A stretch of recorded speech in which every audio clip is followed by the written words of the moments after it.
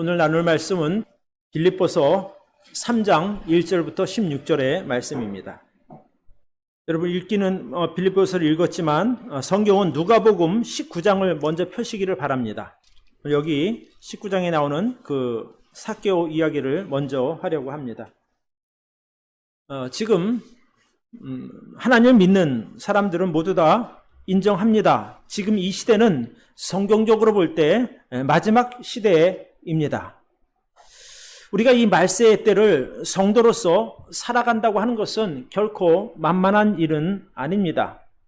왜냐하면 우리가 성도로서 세상 사람들과 섞여 살아가는 것이 결코 쉽지 않은 일이기 때문에 그렇습니다. 우리는 세상 사람들과 추구하는 가치관도 다릅니다. 또 삶의 목표도 다릅니다. 그런 그들과 함께 살아가면서 우리가 성도로서의 정체성을 지킨다고 하는 것은 정말 어려운 일이라고 말할 수 있습니다.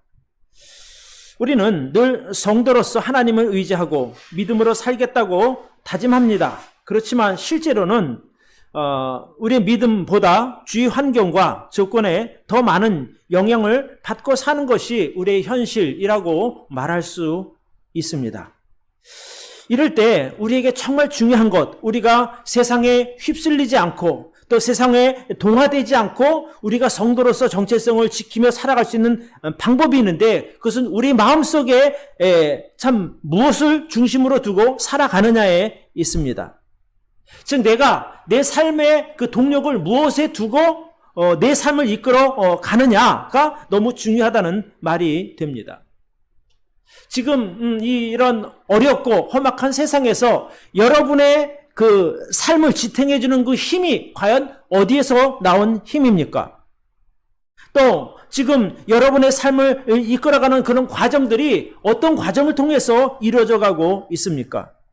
정말 중요한 것은 내 삶이 어떤 방향을 설정해서 그 방향을 따라 가느냐 하는 그 방향성이 너무너무 중요한 때입니다.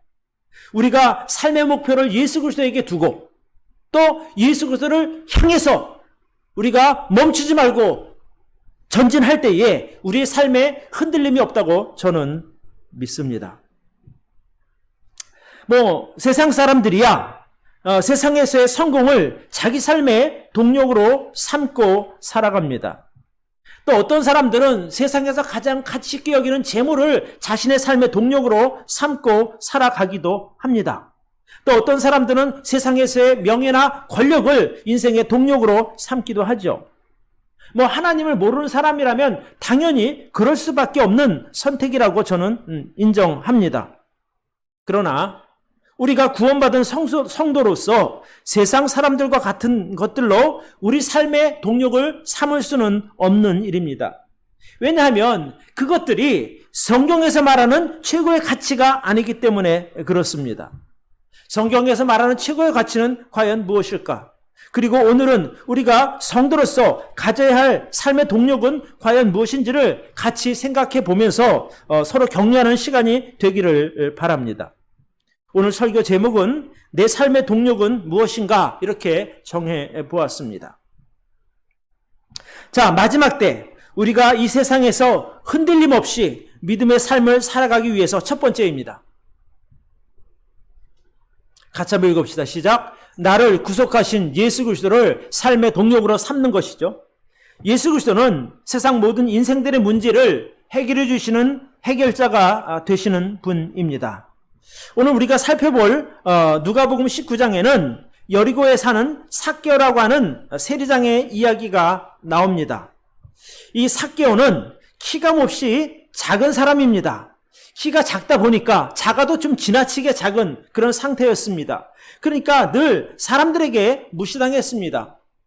사실 키 작다고 해서 사람이 못난 것도 아니고 또 키가 작다고 해서 인격이 부족한 것도 아닙니다. 그런데도 사람들은 삭개오를 인격적으로 무시했고 또 늘 놀릴감으로 삼았죠. 삭개오 입장에서는 정말 분하고 원통한 일입니다. 그렇지만 자신의 키가 작은 것은 사실이니 어쩔 수 없이 참 고통스럽지만 받아들일 수밖에 없는 삭개오였습니다. 자, 고민하던 삭개오가 내가 이 작은 키를 커버할 만한 이것을 이 결정적인 그 자신의 약점인 키를 좀 덮기 위한 것이 무엇이 있을까 고민하다가 재물로 그것을 선택합니다. 내가 돈을 많이 벌면, 부자가 되면 사람들이 나를 무시하지 못할 것이라고 생각한 것이죠. 지금도 그렇지만 과거 이 삭개오 당시도 돈의 위력은 컸습니다.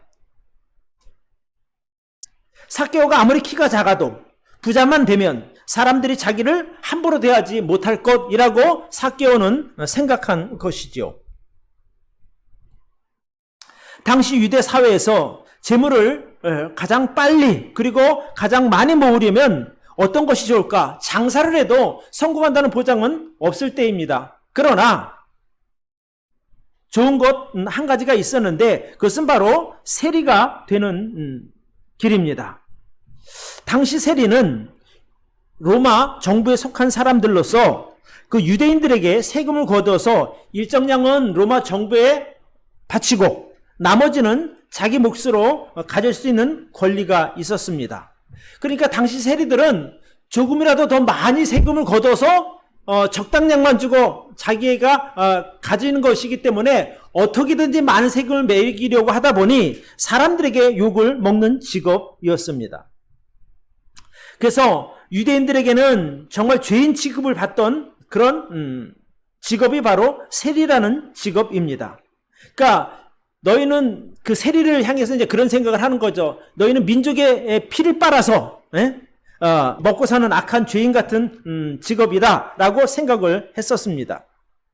하지만 큰 약점을 가지고 있던 이 삭개오는 기꺼이 그 세리라고 하는 직업을 선택합니다. 그러니까 재물을 자기 인생의 동력으로 선택한 것이지요.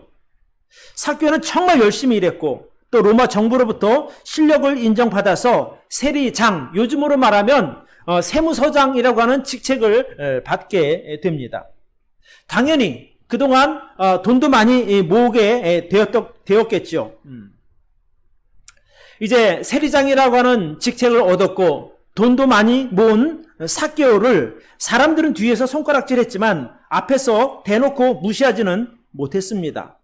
오히려 자기들이 무시했던 삭개오에게 돈을 얻으러 가기도 했고 삭개오의 입장에서는 그동안 자기를 무시하던 사람들이 자기에게 돈을 빌려러 오기도 하고 또 세금 좀 깎아달라고 와서 머리를 숙일 때는 속으로 얼마나 통쾌했겠느냐는 것입니다.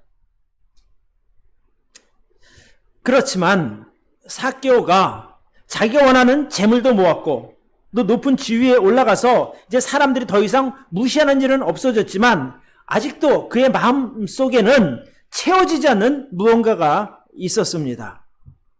내가 돈만 벌면 인생의 모든 문제가 잘 해결될 줄 알았는데 여전히 자기 마음속에 남아있는 해결되지 않는 어떤 무거운 짐이 있었는데 과연 그것이 무엇일까? 어느 날 삭개오가 예수님에 대한 소식을 듣게 됩니다. 그 예수님을 만나면 아무리 힘들고 어려운 인생의 문제라도 예수님께서 다 해결해 주신다고 하는 반가운 소식이죠. 자, 그러면 나도 예수님을 만나면 내 인생의 문제가 해결될 수 있을까라고 하는 소망을 갖게 됩니다. 그렇습니다. 삭개오뿐 아니라 누구라도 영원한 진리 되시는 예수님을 만나게 되면 유한한 이 세상 것들이 정말 무가치한 것으로 여겨지게 될 것이고 정말 고민하던 인생의 문제가 완벽하게 해결받을 수 있습니다. 이제 삭개오는 어떻게 해서든지 예수님을 한 번이라도 좀 만나고 싶은 그런 간절한 바람이 있었습니다. 그러던 어느 날 예수님께서 여리고성에 오셨다는 그 소식을 삭개오가 듣게 됩니다.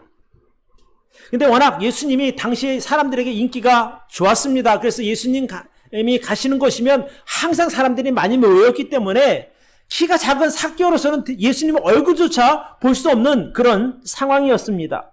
그래서 고민 끝에 삭개오가 그러면 예수님께서 지나갈 만한 길목에 있는 나무에 올라가서 예수님 얼굴이라도 좀 보자. 혹시라도 자기에게 아는 척이라도 하시면 자기는 좋겠다라는 생각으로 길가에 있는 뽕나무 위로 올라가게 됩니다. 정말 다행히 그 삭개오의 바람대로 예수님께서 삭개오가 앉아있는 그 뽕나무 밑을 지나가셨습니다. 근데 자기가 앉아있는 그 뽕나무 밑에 오시더니 삭개오야 내려오라, 내가 오늘 너희 집에 유하겠다라고 하는 말씀을 하신 것이죠. 그러니까 삭개오 입장에서는 정말 바라던 예수님을 만나게 되었고 그 예수님이 자기 집에 들어오신다니 얼마나 기뻤겠습니까? 그래서 속히 그가 내려와서 예수님을 자기 집으로 모셔드립니다. 사람들은 이제 수군거리기 시작합니다. 이 누가복음 19장에 보면 무사람이 보고 수군거려 가로되 저가 죄인의 집에 유하러 들어갔도다 이렇게 말합니다. 그러니까 아까 제가 말씀드린 대로 당시 세리는 또는 세리장은 죄인으로 손가락질 받던 사람들인데 예수님께서 그 집에 들어가니까 사람들이 수군거리기 시작한 거죠. 어쨌든 삭개오의 입장에서는 너무나 기뻤습니다. 자기 집에 예수님이 들어오셨다는 그 사실 자체가 말입니다.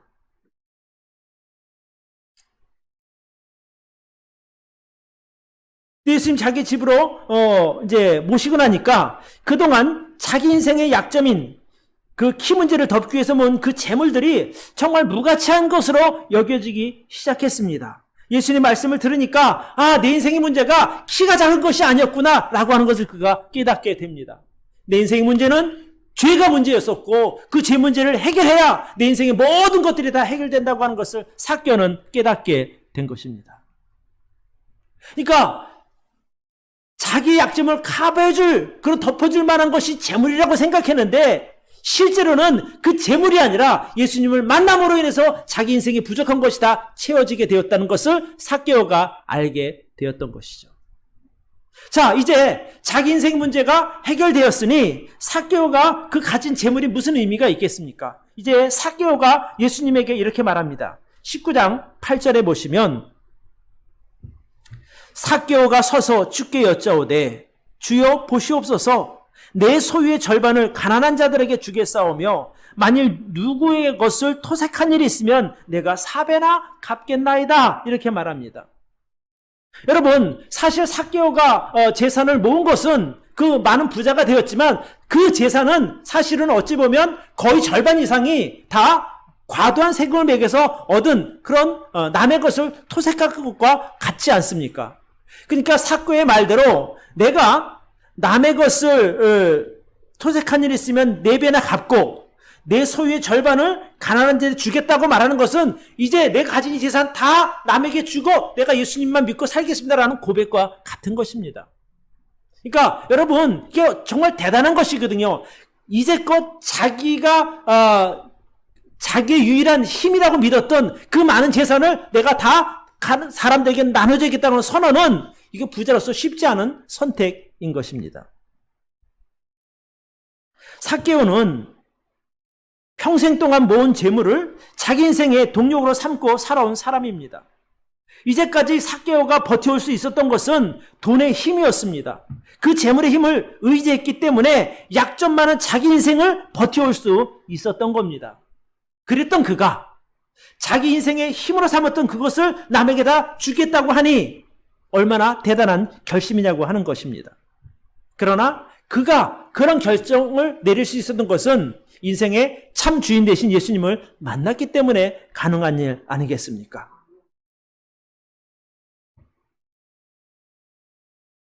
삭개오의 경우를 보면 우리가 배울 수 있는 교훈이 있습니다. 이 세상에 영원하지 않은 재물은 구원받은 성도인 우리들의 인생의 동력이 될 수 없다고 하는 사실입니다. 여러분, 돈 쫓아가는 인생은 돈으로 망하게 됩니다. 세상의 쾌락을 쫓아가는 인생은 세상의 쾌락을 쫓다가 결국에는 망하고 말게 됩니다. 그러나 우리가 참 진리 되시는 예수님을 쫓아가게 되면 우리 인생 끝에는 정말 큰 행복이 있게 될 줄로 믿습니다. 왜냐하면 그분은 진리시고 그분은 영원한 가치를 지닌 그 복음을 갖고 계시기 때문에 그렇습니다. 여러분과 저를 죄와 멸망에서 구원하시고 영원한 생명을 주신 예수 그리스도를 삶의 동력으로 삼으시기를 바랍니다. 그렇게 하는 선택이 가장 지혜로운 선택입니다. 아직은 돈이 전부인 것 같지만, 아직은 이 세상의 권력이 전부인 것 같지만, 아직은 세상의 지식이나 어떤 외모가 전부인 것 같지만, 그러나 이제 얼마 지나지 않아서 예수님이 이 세상에 오시게 되면 그 모든 것들이 다 무가치한 것임을 여러분 알게 될 것입니다. 예수님이 오시게 되면 세상 모든 사람들이 생명같이 여기던 그 귀한 재물이 한 장의 조기 조각처럼 아마 느껴지게 될 것입니다. 예수님 앞에서 그 돈이 무슨 의미가 있겠습니까?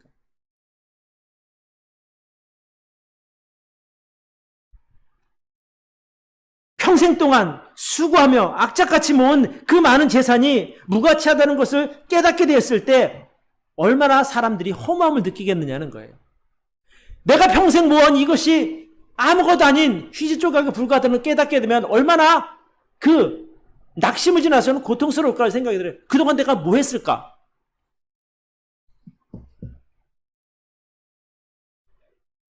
그때 느끼는 허무는 엄청 고통이 될 것입니다.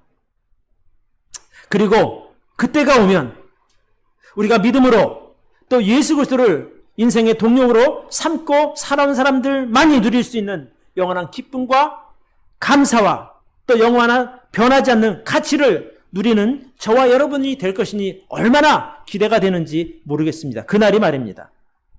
아마 그날이 되면 하나님의 말씀에 또는 우리 믿음의 가치를 두고 살아온 우리들은 큰 희열을 느끼게 될 줄로 믿습니다. 지난 금요일에 제가 운전을 하다가 어느 한 뉴스를 듣게 되었습니다. 그 카카오 창업자 김범수라고 하는 그분이 삼성전자 이재용 부회장을 제치고 한국 최고의 부자로 등극했다는 소식이었습니다. 그래서 그 얼마나 돈을 많이 벌었으면 삼성의 그 이재용 부회장보다 더욱 부자가 되었나라고 하는 관심을 갖게 되었어요. 근데 그 뉴스가 저의 관심을 끄는 더 큰 이유가 있었는데 그것은 그 카카오 김범수 의장이라고 그러더라고요. 그 사람의 남다른 가치관 때문입니다. 잠깐 말씀을 드리면 이 김범수 의장은 전형적인 흑수저 출신입니다. 그가 이남 3녀 중에 셋째로 태어났는데 아버지는 막노동을 하셨고 어머니는 식당에서 일하면서 자식들을 키웠습니다. 그래서 그의 가족은 할머니를 포함해서 8식구가 단칸방에서 살았다고 합니다. 근데 그 5남매 중에 이 김범수 의장만 유일하게 대학을 갔다는 거예요. 그것도 여러 번의 재수 끝에 이제 서울대학을 갔는데 그 너무나 가난하게 살아온 그 삶 때문에 이 김범수 의장은 이 가난에 대한 트라우마가 있었다는 거예요. 아주 가난이라고 생각하면 아주 진저리가 났겠죠. 왜냐하면 어릴 때부터 워낙 가난하게 살았으니까. 그래서 30대가 될 때까지 그의 목표는 오직 돈 버는 거였습니다. 내가 부자가 되겠다는 그 한 가지 일념으로 그가 열심히 일을 했습니다. 그러니까 그 젊은 시절에 김범수 의장의 인생을 움직인 동력은 무엇입니까? 바로 재물, 돈이었습니다. 그리고 정말 그의 노력대로, 그의 바람대로 이제 대한민국의 제일 가는 부자가 된 것이죠. 그랬던 그 김범수 의장이 지난 1월 자기 가족, 그러니까 아내와 자식, 또 형제, 또 가까운 친척들에게 카카오 주식 33만 주, 제가 돈으로 계산해 보니까 한 500억이 되더라고요. 그것을 나눠줬다는 거예요. 그리고 자기 재산의 절반을 사회에 기부하겠다는 약속을 합니다. 그가 그렇게 한 이유는 어릴 때 자기를 공부시키느라 다른 가족들은 대학을 못 갔잖아요. 그러니까 그 형제들에 대한 고마운 마음, 미안한 마음을 이제 가지고 그가 기꺼이 자기가 번 돈을 나눠주었던 것이죠. 그리고 자기 재산은 이제 따져보니까 거의 10조가 되더라고요. 그 재산의 절반인 5조를 자기가 사회에 환원하겠다는 약속을 합니다. 제가 이 사람 이야기를 들으면서 참 이 사람은 돈을 버는 지혜도 있지만 인생의 진짜 가치를 알고 사는 사람이다라는 생각을 하게 됩니다. 여러분 사실 이 부자들일수록 이 돈에 대한 집착은 엄청납니다. 그렇게까지 돈을 모으려면 돈을 아끼지 않고 돈을 사랑하지 않으면 돈을 모을 수가 없어요.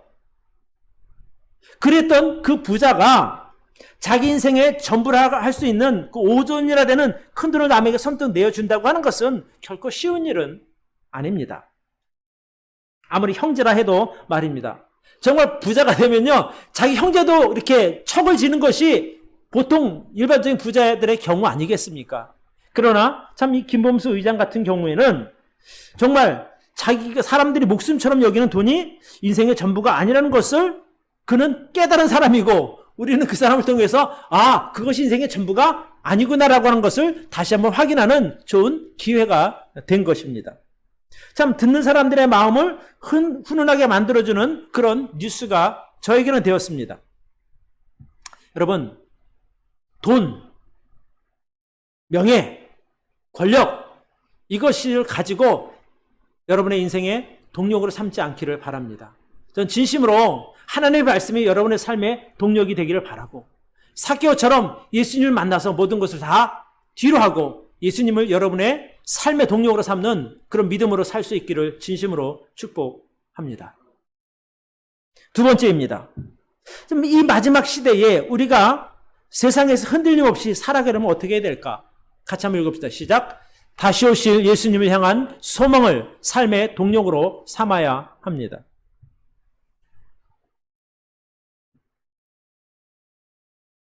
제가 질문 한 가지 하겠습니다.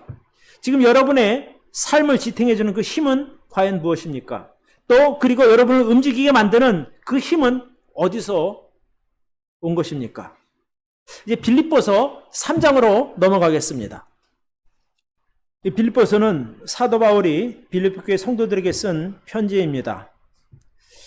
바울은 빌립보 교회 성도들에게 자기 인생을 붙들어주는 힘이 무엇이고 그 힘의 원천이 어디서 왔는지를 자세하게 설명합니다. 바울이 이렇게 말합니다. 내가 예수님을 만나기 전까지는 내 육체적인 그 배경, 자기 가문의 모든 배경으로 자기가 살아왔다고 고백합니다. 당시 바울은 유대인으로서 최고의 가문 그리고 최고의 학벌을 갖춘 사람이었습니다. 그 빌립보서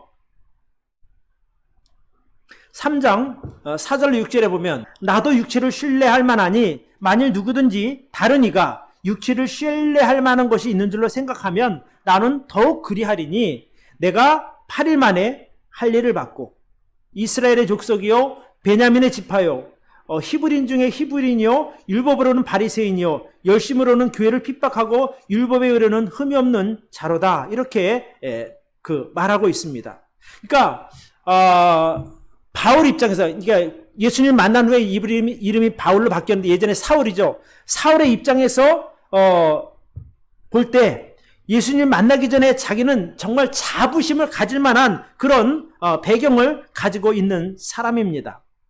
여기서 바울이 말하기를 내가 8일 만에 할례를 받고 이렇게 말한 것은 바로 내가 태생적인 유대인이다. 내가 우리 민족의 정말 가장 성골 중에 성골이다. 이런 말을 하는 것과 같습니다. 누구든지 이스라엘의 혈통을 가진 사람들은 하나님의 명령에 의해서 난지 8일 만에 할례를 받아야 했습니다. 근데 이방인들 같은 경우는 유대교로 개종할 때에 성인이 되어야만 할례를 받았습니다. 그러니까 다른 거예요. 그러니까 나는 유대교로 개종해서 하나님의 백성이 된 것이 아니라 난 태어날 때부터 이스라엘 사람이다. 이제 이런 말을 하는 것이죠. 내 뿌리가 바로 진정한 유대인이다라고 하는 자부심이 있었습니다. 뿐만 아니라 혈통적으로도 완벽했지만 이스라엘의 순수한 그 아브라함의 혈통을 이어온 사람이다라는 그런 자존감도 있었습니다. 내가 이스라엘의 족속이요 베냐민의 지파요 히브리인 중에 히브리인이라고 하는 그런 자존감이 바울의 삶을 이끌어가고 있었던 것이죠. 또 이렇게 말합니다. 내가 율법으로는 바리새인이요 열심으로는 교회를 핍박하고 율법의 의로는 흠이 없는 자로다. 그러니까 그가 과거 율법을 믿는 바리새파 사람으로서 정말 그가 율법을 완벽하게 지켰기 때문에 율법에 의해서도 자기는 흠이 하나도 없는 사람이라고 자신 있게 말할 정도로 그런 종교적으로 완벽한 사람이었습니다. 이 당시 유대인 중에 큰 파가 있었어요. 하나는 바리새파, 하나는 사두개파였습니다. 그런데 당시 바리새파 같은 경우는 가장 엄격한 유대 종파였습니다. 그래서 구약의 율법은 물론 어떤 그런 구전되는 것들, 또 서기관들이 해석한 이런 전승들을 연구하고 공부하던 사람들이었습니다. 그러니까 구약 이스라엘의 모든 역사, 과정들을 아주 철저하게 공부한 바리새파 중에 바리새파, 그리고 그 중에서도 가장 존경받는 가말리엘이라고 하는 그 선생 밑에서 공부한 엘리트 중에 엘리트가 바로 사도 바울입니다. 우리나라로 말하면 서울대 법대 또는 서울대 의대 출신이다 이렇게 말할 수 있는 그 정도 배경을 가진 사람입니다. 바울이 다메섹으로 가는 길에서 예수님을 만나기 전까지 바울은 자기 혈통과 자신이 공부한 그런 이력으로 자신감이 가득했던 사람입니다. 그것이 그 인생의 자랑이었었다는 말이죠. 그런 그의 육체적인 배경이 그를 붙들어주는 힘이 되었고 그를 종교적인 열심으로 움직이게 만든 힘의 원천이었다는 말이 되는 것이죠. 그랬던 바울이 뭐라고 말합니까? 7절에 보니까 그러나 무엇이든지 내게 유익하던 것을 내가 그리스도를 위하여 다 해로 여길 뿐더러 이렇게 고백합니다. 그가 예수님을 만나고 나니까 이전에 자랑하던 그 모든 것들이 다 헛것이 되었다 이렇게 선언하는 내용이 됩니다. 제가 여러분들에게 질문 한 가지 하면 좋을 것 같아요. 현재 여러분의 삶을 지탱해 주는 그 힘은 과연 어디서 온 것입니까? 지금 여러분들이 자랑스럽게 여겨온 것들은 과연 무엇입니까? 우리 아버지가 누구이고 또 내가 어느 학교를 나왔고 내가 지금 다니고 있는 직장에서 직책이 무엇이며 내가 지금 가진 통장의 재산이 얼마이며 또 그런 그 외 부수적인 모든 것들이 여러분의 자랑이었다면 오늘 이 말씀을 통해서 여러분의 동력이 바뀌어지기를 바랍니다. 여러분이 믿고 의지했던 그것들은 머지않은 날 주님이 오시면 모든 것이 다 무용지물이 되고 말 것이기 때문에 그렇습니다. 바울의 고백을 계속해서 살펴보도록 하겠습니다. 7절부터 9절까지 좀 띄워주시기를 바랍니다. 같이 한번 읽읍시다. 시작. 그러나 무엇이든지 내게 유익하던 것을 내가 그리스도를 위하여 다 해로 여길 뿐더러 또한 이 모든 것을 해로 여김은 내 주 그리스도 예수를 아는 지식이 가장 고상함을 인함이라. 내가 그를 위하여 모든 것을 잃어버리고 배설물로 여김은 그리스도를 얻고 그 안에서 발견되려 함이니 내가 가진 의는 율법에서 난 것이 아니요 오직 그리스도를 믿음으로 말미암은 것이니 곧 믿음으로 하나님께로서 난 의라 이렇게 말합니다. 그가 이제까지 평생 자랑하며 살아온 그 모든 것들을 예수 그리스도를 만나고 나니까 다 아무것도 아니더라. 오히려 나에게 해가 되었다. 이렇게 말합니다. 내가 그것들을 해로 여길 수 있는 것은 내가 예수 그리스도를 만나고 나니까 내가 예수 그리스도를 아는 그 지식이 가장 고상했던 것이라는 거예요. 자기가 이전에 율법을 통해서 율법을 완전히 익혔고 다 외웠고 그 613가지 되는 율법을 그는 다 외운 사람이었을 겁니다. 왜냐하면 그는 그걸 다 외워했으니까요. 그것 아는 그 율법에 대한 지식보다 예수 그리스도 한 분 아는 지식이 더 크더라는 거예요. 예수님을 만나고 보니까. 구약의 그 모든 율법이 예수님을 가리키는 것 아니겠습니까? 그림자 같은 것이니 그 실체를 보니까 나머지는 아무것도 아니더라. 이렇게 고백하는 것이죠. 그러면서 또 이렇게 말합니다. 내가 예수를 위하여 모든 것을 잃어버리고 배설물로 여긴다. 이렇게 말합니다.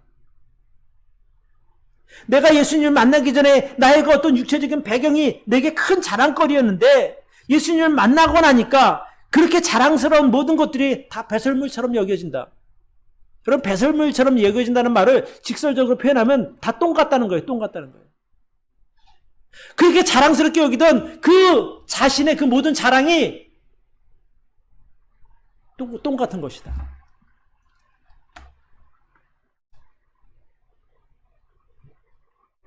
오히려 그 과거의 그것이 예수님 앞에 선이 모든 것이 다 해가 된다. 이렇게 고백하고 있는 것입니다. 예전에는 내가 율법을 완전히 지켜서 율법의 의로는 흠이 없는 자이기 때문에 내가 거룩하다고 생각했는데 막상 예수님을 만나고 나니까 내가 거룩한 존재가 아닌 가장 큰 죄인이었더라라고 하는 것을 그가 깨닫게 된 것입니다. 거룩한 존재가 아니라 더러운 추한 똥 같은 존재가 바로 나라는 것을 내가 발견하게 되었습니다. 이런 고백이죠.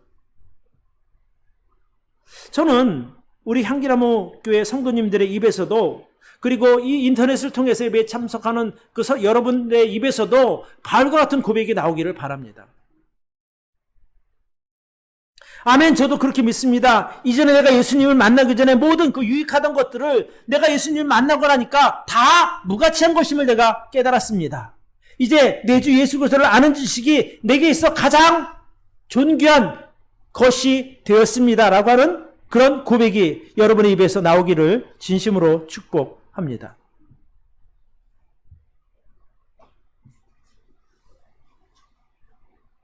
이제 우리가 그런 믿음의 고백을 할 수 있다면 이제 거기서 한 걸음 더 나아갈 수 있기를 바랍니다. 자, 오늘 바울의 고백을 계속해서 봅니다. 10절부터 봅니다. 내가 그리스도와 그 부활의 권능과 그 고난의 참여함을 알려하여 그의 죽으심을 본받아 어찌하든지 죽은 자 가운데서 부활에 이르려 하노니 이렇게 말합니다. 그러니까 내가 바울의 말이 무슨 말이냐면 내가 예수 그리스도의 죽으심과 부활의 권능을 보았기 때문에 나도 예수님과 같은 고난에 참여하고 싶다는 거예요. 왜? 그 고난에 참여해서 예수님처럼 다시 부활하고 싶은 부활의 신앙을 갖고 싶다고 하는 그런 믿음의 고백입니다. 그러면서 자신도 예수님께서 부활하신 것처럼 마지막 날에 있을 그 부활의 소망을 갖고 살겠다라는 그런 고백을 하는 것이죠. 여러분 갈라디아서 2장 20절에 보면 이 바울의 고백인데 우리 같이 한번 읽어봅시다. 시작. 내가 그리스도와 함께 십자가에 못 박혔나니 그런즉 이제는 내가 산 것이 아니요 오직 내 안에 그리스도께서 사신 것이라. 이제 내가 육체 가운데 사는 것은 나를 사랑하사 나를 위하여 자기 몸을 버리신 하나님의 아들을 믿는 믿음 안에서 사는 것이라. 바울이 이렇게 고백합니다. 나 예수 그리스도와 함께 십자가에 못 박혀서 죽었어. 예수님께서 십자가에 못 박혀 죽으실 때 나도 같이 죽었어. 이제 나는 더 이상 옛날에 나는 다 죽었고 오직 내 안에 사신 분은 예수 그리스도야. 이렇게 고백하는 겁니다.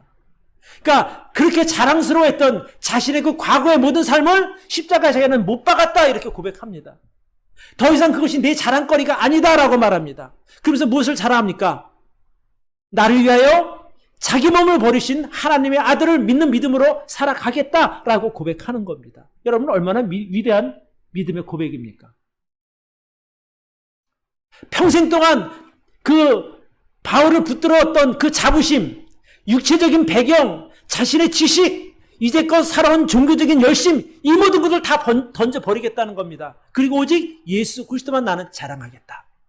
즉 예수 그리스도가 내 인생의 동력이고 장차 내가 만날 주님을 그 만나는 그 소망이 내 인생의 동력이 된다라는 믿음의 고백이 되는 겁니다. 자, 12절부터 봅니다. 내가 이미 얻었다 함도 아니요 온전히 이루었다 함도 아니라 오직 내가 그리스도 예수께 잡힌 바 된 그것을 잡으려고 쫓아가노라. 형제들아 나는 아직 내가 잡은 줄로 여기지 아니하고 오직 한 일 즉 뒤에 있는 것은 잊어버리고 과거에 있는 거 다 잊어버리겠다는 거예요. 앞에 있는 것을 잡으려고 표대를 향하여 그리스도 예수 안에서 하나님이 위에서 부르신 부름의 상을 위하여 쫓아가노라. 내 이제까지 열심히 살아왔는데 내 앞에 있는 과거는 내가 다 잊어버리고 앞에 있는 하나님께서 부르신 부르심의 상을 위해서 내가 전심을 다해서 내가 달려가겠다라고 하는 고백입니다. 결국 바울이 말하는 것은 내 인생의 그 나를 움직이는 힘은 바로 나를 부르신 하나님의 부르심의 상을 쫓아가는 것이라고 말하고 있는 것입니다. 지금 세상은 너무나 혼란스럽습니다. 이것이 진짜인가 가서 보면 그것이 없어진 것이고, 또 저것이 진짜인가 쫓아가다 보면 그것마저 없어지는 그런 상황들을 수많은 사람들이 경험하고 있습니다. 이럴 때에 여러분, 바울과 같은 부활의 소망을 여러분의 동력으로 삼기를 바랍니다. 결코 후회할 일 없고 결코 험함을 맛보지 않을 가장 좋은 결정이 된다고 저는 믿습니다. 그것만이 이 혼란스러운 시대에 우리를 붙들어주는 가장 강력한 힘이 될 것이고 하나님의 능력이 될 줄로 저는 믿습니다.